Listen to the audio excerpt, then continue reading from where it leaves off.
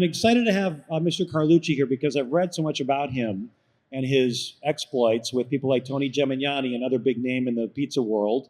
But he's a New Yorker who ended up falling in love with Alabama and has built quite a reputation and an operation down in Madison, Alabama. And they're going to have a conversation. Localani's a local entrepreneur and also into the ice cream world, which is kind of interesting, which I'm so curious to learn more about.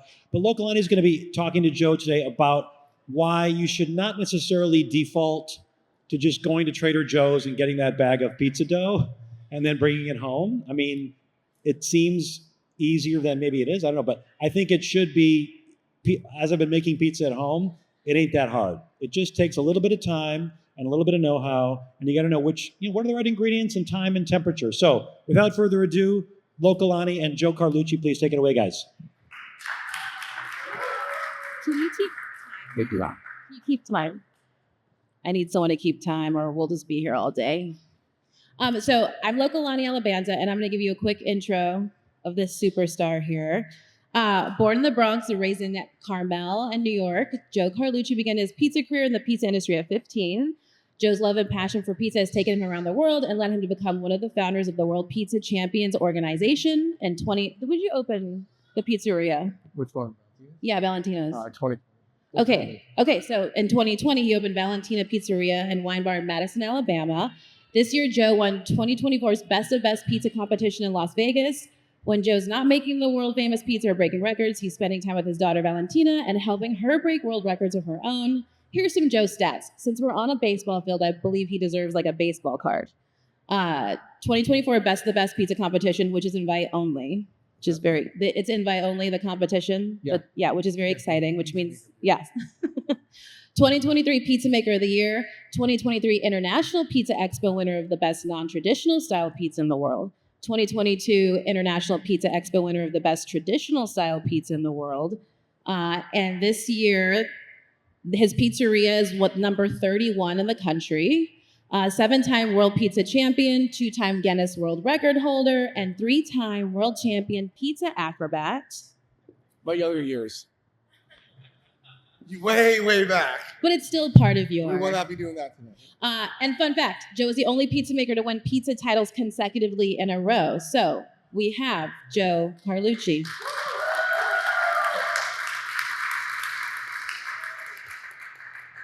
So Joe, what are we telling the crowd today? That you can make the same pizza that you get at a restaurant at your house. Same exact. You can go to China, Africa, anywhere in the world, and you can make the same exact pizza that you get at your local pizzeria by doing some simple things. So this is a safe space. I want you to raise your hand. We all know you love pizza because you're obviously here. But how many of you have bought store-bought dough? I have, because I'm lazy sometimes. Okay, so Joe's going to walk us through how easy it is to just make dough. So what was the first thing that you would do if you're making dough at home? The most important thing is the flour. Buy the right flour. Know the oven that you're using at your house and the temperature that your oven can get to. So we use a non-bleached, non-bromated, 00 Italian flour, which you can get on Amazon. It can be at your house in 24 to 48 hours. You can go to your local pizzeria. You want a high gluten flour. The supermarket is not going to have it. You're going to use a bread flour. So when you're going to make that pizza, it's going to be very dense, heavy, and you're not going to get that cornicello, and you're not going to get that light, fluffy. So if you can't get it at your local pizzeria, with 2024 and technology, you can go on Amazon, and you want to get a high gluten flour. And the flour that we use, that we've been using, is a Caputo Americano 00, which is available to anybody. So the first thing is the flour. So after the flour, so I buy the flour, and then what do I do? Then you have to have a recipe. So do you, obviously it's your IP, because it's your recipe, but do you have like a just basic, easy recipe, standard recipe that anyone can use at their house? Follow baker's percentages. Oh, so that can mean, that's like speaking a foreign language to people when they're like, what's a baker's percentage?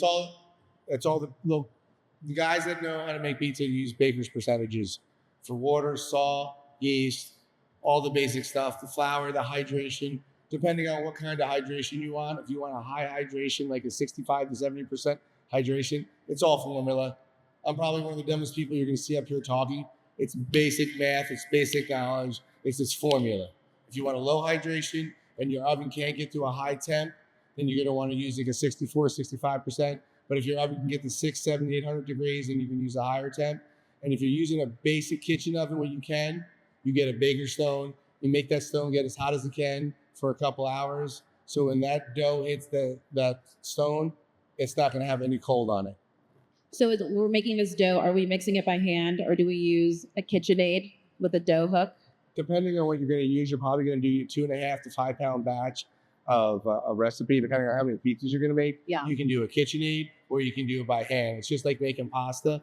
It's just a little faster and probably a little easier with a KitchenAid, but it's not going to change the quality that you're going to get when you're using it. So we have some dough here. So what do you look for when you're making your dough? So you put your ingredients in, because what's dough? Basically, it's water, flour. It needs salt, and it needs yeast. There's no yeast. And yeast. So do you prefer, yeast comes in two forms. It comes in like a cake fresh form, or it comes in a dry form. We use the instant. Use the instant? Okay. So most people know what instant yeast is. It's probably in your pantry. Activates faster. So you wouldn't want to use an instant yeast. We also do a pre-ferment. Is anybody familiar with like Polishes or Bigas? That's going to give a better fermentation. When you eat it, it's going to be easy to digest. It's going to have a lot more flavor. It's a little longer process because you're taking an extra day to ferment that, and then you're actually making your dough, and then you're making your pizza. It's a longer process, but your result is going to be a lot better at the end. So those are 4 ingredients that you would have in your house right now. Sea salt, flour, water, oil. Yeah, that's easy. So any kind of oil, extra virgin. Okay. Yep. Sea salt. These are important things. Mm-hmm. And then what happens? So you put these together in a bowl, and then So you do your pre-ferment the day before, which is a part of your formula of your actual recipe. And if afterwards, if you'd like that recipe for a single batch of dough, Valentina's has that. I'm not sure if it's on our website yet, but my general manager's over there, and we can give you that recipe. So you're going to make your pre-ferment. And then you're going to break down your recipe from your flour, salt, and water, depending on your hydration. And you're going to put your pre-ferment into your regular recipe. And then you're going to either use the KitchenAid or you're going to hand mix it. And then you're going to let it sit anywhere from 24 to 48 hours. And so do you think the longer it sets, the better it tastes? That fermentation process is really important. Well, from the pre-ferment to the process of the dough, the longer it sits, the better it is. Okay. So it's time. So it takes more than a day to get like good pizza. Little secret, don't wash your hands, use a dirty surface. Because yeast feeds off bacteria. So you want a butcher block table, you want it as dirty as you can. Because that yeast is going to eat that bacteria. It's going to taste better, but it's also going to die in the oven. You're going to kill it. But you're going to get a lot better for it. Put your hands like this on the wall. It doesn't matter. It doesn't matter. Trust me, come to Valentina's, I guarantee you won't get sick. Anyone OCD out there, it's going to be fun. So with that, you're ready to go. So you have dough here. You then have your dough, and then you weigh it out. So you measure by weight before you roll it out. Depending on the size of the pizza, we do a 400 gram. We do grams. Everything we do is in grams. There's less errors in grams. So we do 400 grams for a 14-inch pizza. That's the style we do. That'd probably be perfect for a homemade oven. We weigh out 400 grams. We roll it. We ball it. We let it sit for 24 to 48 hours. And then we let it come to room temperature.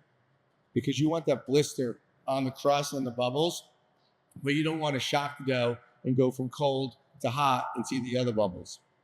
Because when you go from cold to hot, you'll see a very dense crust, very heavy pizza, and it will kind of lay in your stomach. As when you get everything to room temperature, from your sauce, your cheese to your dough, it's going to cook faster. The texture is going to be different. It's going to be crispy, crunchy, and lighter to digest. Which is a big deal, because I think people don't realize that the doughs that come out of Italy and Europe are very different, the flour, I should say, than the stuff that's made here in America. So that's why you're so big on using Italian flour. Very big. Yeah. Everything in the U.S. is poisoned, 100%. It's pesticide. You don't want to touch it. You don't want to use it. You don't want to eat it. I'm telling you. I don't know the percentage of pizzerias use it. Yes, it's more expensive to ship flour from Italy to America, but our flour is non-bromated and non-bleached. It makes a world of difference. I've had people with celiac come in and still be able to eat our pizza, not only because of the non-brominated, non-bleached, but because of the process we're doing from the pre-ferment. So that it's easier now to obtain it than it was a long time ago. It's 2024. I'm Yeah. Fred Flintstone. Everything is a lot easier. Yes. If you have one of these, you can do anything in the world. Guaranteed. And I'm Fred Flintstone with this thing. I'm telling you, non-brominated, non-bleach is completely different. Yes, you're going to pay more, but you have to ask yourself, does your health matter? Does your kid's health matter when you're eating something? And if it does, you spend an extra $10 or $20 on a bag, and it's pennies for a pizzeria. Don't let them tell you it's different. A bag of flour and a 25-pound bag of flour is $25. A 50-pound or 55-gram bag of Caputo Americano is $49. If you divide that up into the dough balls I make, it's pennies on the dollar. You're not losing money making it, but you're taking care of the people in your area. And when you're at home making pizza for your kids, it's a world of difference.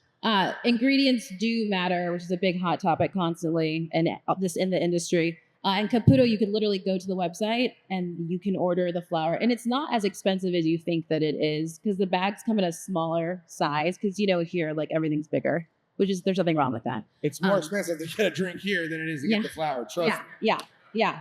I think it was I'm just saying. I was online the other day looking and I was Not like, $4. You go to a stadium and a game or something, it's not. And it does make a difference.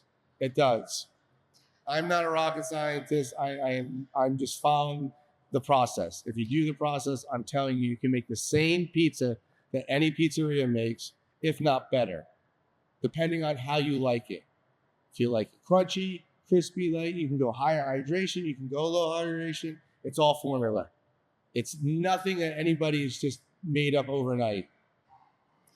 So when you're home and you're a home cook, what would you put your pizza dough into? What type of container would you, if you're invest in, if you're a dough maker at your house? Again, if you're having a large party, they have small dough trays, or you can use a Rubbermaid. Oh, you want to keep this? Yeah, you can just go to Walmart and get Rubbermaids.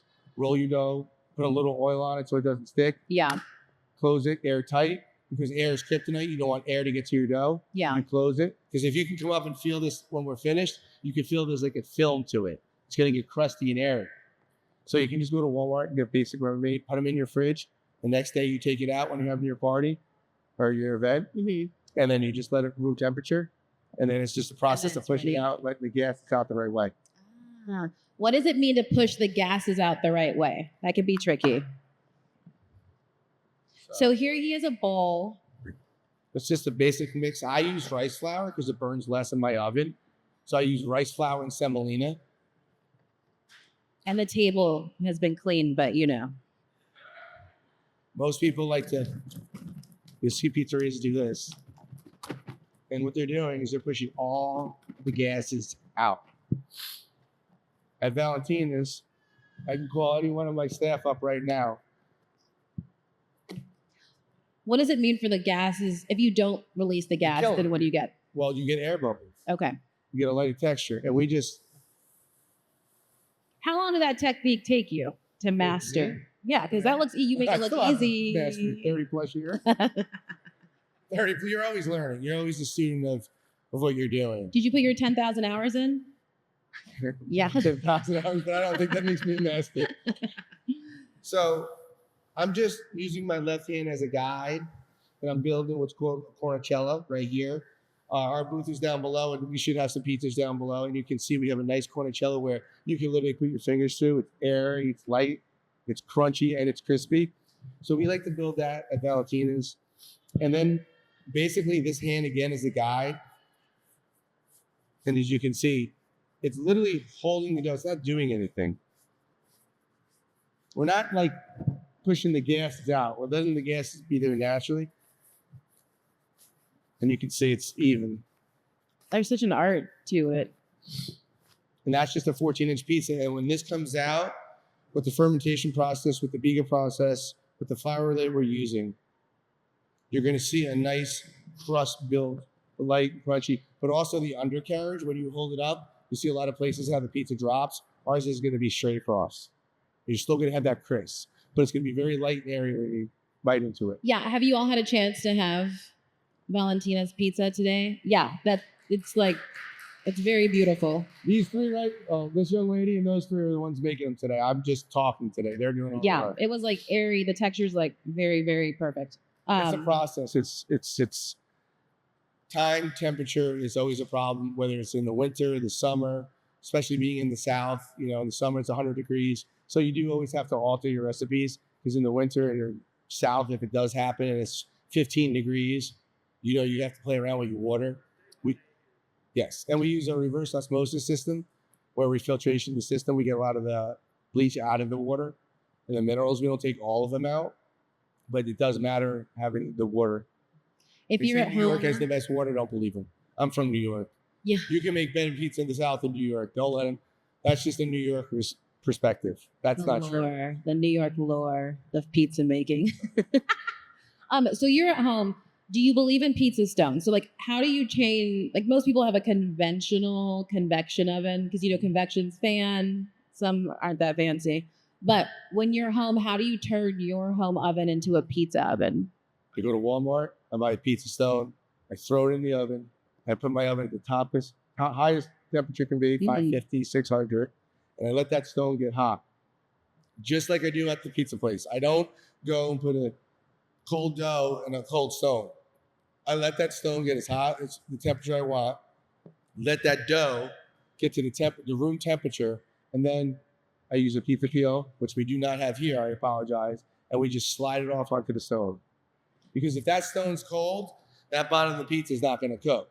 And we use a mix. If you come up later and feel it, it's a very light semolina flour mix. You do not want to use straight flour because it cakes on to the bottom of it, and then you get that flour taste on the bottom of the crust. So if you're at home and you need what do you call it? The pizza peel. It's a peel. If you don't have one at home, how do you make one? You get one at Walmart or Target. Okay, well there it is. So you need a pizza kit. So what's the pizza kit? The pizza starter kit, the pizza making starter kit? Pizza stone, a cutter, and a pizza peel. Okay, and then that would be all you need to make it at your house. Okay. You're not making bread, so you're not going to use a rolling pin. How long is your still do you heat that stone up for 30 minutes, an hour? It depends on your oven and how hot you can get it. Okay. You want it at the highest temperature. If it takes 2 hours, 2 hours. It could take 3. It all depends on your oven, your equipment, what you're using. Okay.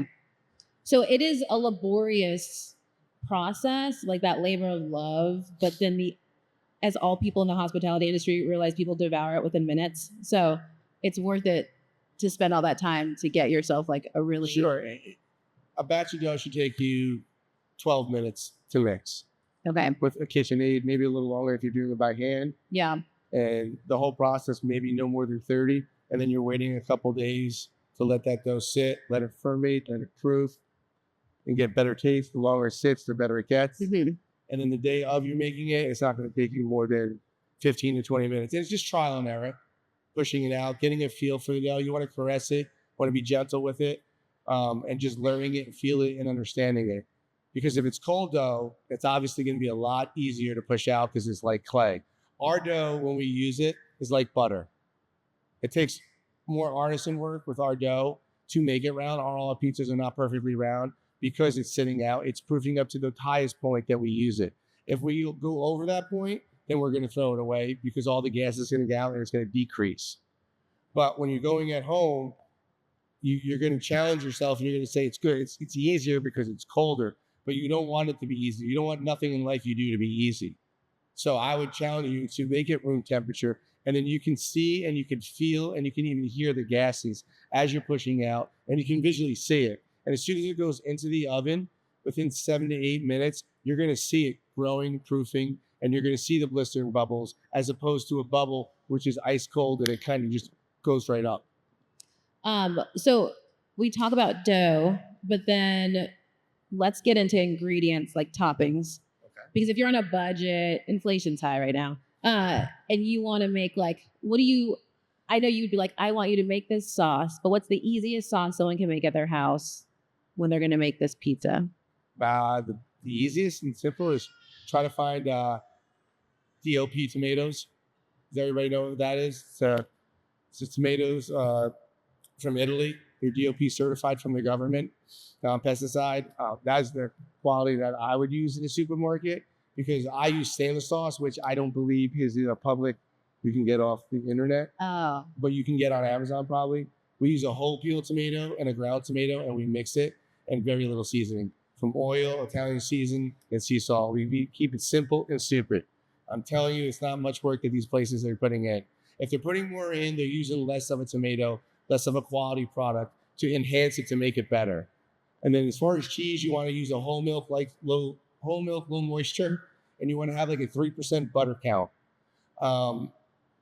Trader Joe's might have one. I don't know about Publix or these places. We use grande cheese. So if you go to a local pizzeria and you say, hey, what kind of cheese you use? Grande is the best cheese that you could use, hands down. Has a 3% butter count. There's no aftertaste when you bite into it. But try to find a good whole milk, part skim, low moisture cheese. so low moisture cheese, DOP tomatoes. They sell them at Whole Foods and Trader Joe's. You can get chow tomatoes, which is an Italian tomato that we use from Caputo. That's also another one that we import. You can get a number 10 can.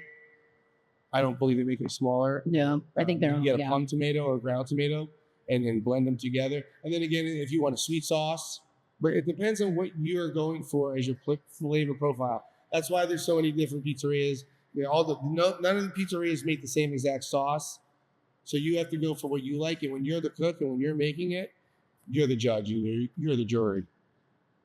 And then you're gonna put your pizza and its toppings into the oven. And so what's that time, like that bake time, cook time? On your oven, anywhere from a pre-fermented dough at 65% hydration, you're looking at anywhere from 8 to 10 minutes to cook in that oven. Oh, that's fast. Unless you want it well done. Yeah, it's not long at all. Our pizzas take 6 minutes to cook at 600 degrees. And on a good Friday night, we'll do anywhere from 250 to 400 pizzas, depending on the night, in 4 hours. And it's the process from the dough to the oven to the bottom line. And so then you're gonna take your pizza out. You're gonna put it on a cutting board. No. Okay. If you put it on a cutting board, that moisture has nowhere to escape. So you're going to want to get a screen. You want to place that pizza on a screen so the steam and the moisture can dissipate. It has nowhere to go. If I take a pizza out of the oven right now and put it in here, that bottom of that pizza has nowhere to go. You're going to lose the crisp. You're going to lose the crunch. So give it 10 to 15 seconds. That's all you need. Then you place it on a cutting board. Then you cut it. As soon as you cut it, you should hear a crunch the whole way through. Every single time you should hear a crunch. There's going to be no sogginess, and when you bite into it, you're going to hear that crunch. If you take a pizza flat out of the oven and put it on here, there's nowhere for that heat to go. It can't escape. That's good. I didn't know that. I learned something today. If you don't have a screen, if you have a baker's rack, A rack. does that work? Yeah. Anything that moisture can escape. To escape from it? Okay. So it's not just sitting there on the table. Okay. Because if it's sitting there, it's going back up, and then it's going to create moisture, which is going to make your pizza soggy, and then your undercrust is going to have a flop. If you ever go to a pizzeria and you take a slice and you see it flop, they're probably going from oven to to a cutting board, or oven to a pizza box to go. All our pizzas go on a screen. When it comes out, we let it sit 10 to 15 seconds, and then we move it to the proper area. And then you eat your pizza? What's that? Then you eat your pizza? No, I don't eat pizza. Yeah. Okay, yeah, I'm a cheese guy, so. Just it. You just like cheese. Just cheese. Keep it simple. Cheese and on. Make it right on ice. I see here. I see. I do have a question before we get into questions. Do you feel good about this dough conversation? Did you learn some things? I like the slow nod. Like, yes, I did. What's the difference between a non-traditional and traditional style pizza? Well, traditional in the category of competition is a 2-topping base American, where it's your pepperoni, sausage, mushroom, onions, your American toppings. Non-traditional is going crazy out of the box, pulled pork, lobster, crab meat, anything that you could think of that you eat as a dish on a pizza. That is non-traditional. Anything in the world that you eat, you can make a pizza out of. And that's what I did with non-traditional. I put lobster, crab meat. What was that other thing, Cameron? Mango chutney I made from scratch. It was 3 years ago, so excuse me, my old memory, Parsley we did. And then traditional, we just did sausage and peppers. But at the end of the day, the focus of the whole competition was the dough. Obviously, the flavor profile of everything coming together, but the biggest basis in everything you do is your dough. It's the most important base of it. Okay, so your dough, your not store-bought dough, is gonna be the foundation of if your pizza is good or not. 100%. Okay. You have to have the basic to get the process down. And it's the most important part. That makes sense. The same for ice cream. Not that we're talking about that. But if your base is good, you can do anything you want. You can manipulate it, but it's gotta be good. If it's not good, it's just not gonna taste good. Right. So, all right. Do we feel good? Were we open for questions? feel good? I feel good. I feel great. Feel great. Great. So we'll open it up for questions for 10 minutes. I believe there's a microphone back there, or you can use this one. Does anyone have any questions? Yes, and then I'll get to you. Yes. Do we have a microphone? Where are some? Oh, it's back there. But we're gonna play a game. It will be like a game show. Hi, when you ferment your dough after you make it, is that going in the refrigerator afterwards? What was that? When you ferment your dough for 24 to 48 hours, It stays out. stays 24 to out? 48 hours, we have a bust up. We let it ferment and grow. So we come in the next day, it's double, triple the size. Then that goes into the dough mix the next day when we make the actual dough. And then we put it in the coolers. Okay, thank you. Then I'll come. I was just wondering, do you have any online guides or a cookbook? Do we have any what? Online guides or a cookbook? Yes. Just get to that young lady over there. We have we take our recipe and broke it down to a homemade recipe. So if you want to make a fine bao batch, try it. And then you can tweak it to what you like and what you don't like. It's just me and my wife. So when I make pizza, it's just 2 meals, and then I could eat it every day, but my wife can't. What would you do with the extra dough? Would you freeze it? Would you put it in the refrigerator? Would you just throw it away? What would be the best idea? You mean if you make and you have too much? Yes. Well, how long of because that dough can last anywhere from 3 to 5 days. Yeah, you might even go 7. The only way you could freeze it, and I wouldn't freeze it, but as soon as you make it, if you know that 2 of those balls you're not going to use for a week, then you freeze that instant, and then you use the other ones. But you don't want to go refrigerator, freezer, refrigerator. Yeah. Any other questions? I'm behind you. Perfect. We're done. Are we good? Okay. Oh, over here.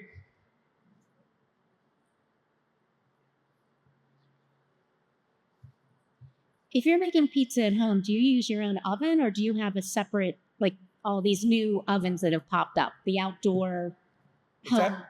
Do you use any of the home? That was me. Shut.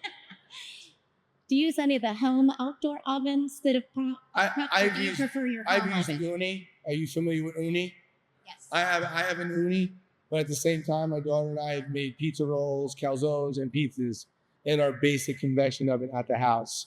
So either or, no preference. Yeah, your dough recipe could, manipulate what oven you're using too at times too, depending on how high it can get. Just a quick question. What's fueled your love and passion for pizza? I suck at everything else I do. I can't walk and chew gum and screw a light bulb in, and it's challenging and it's hard as hell. And I've been doing it for 30 years, and I failed at it for 25 years, and I finally found the recipe. So I'm like one-dimensional. Anybody else? Good?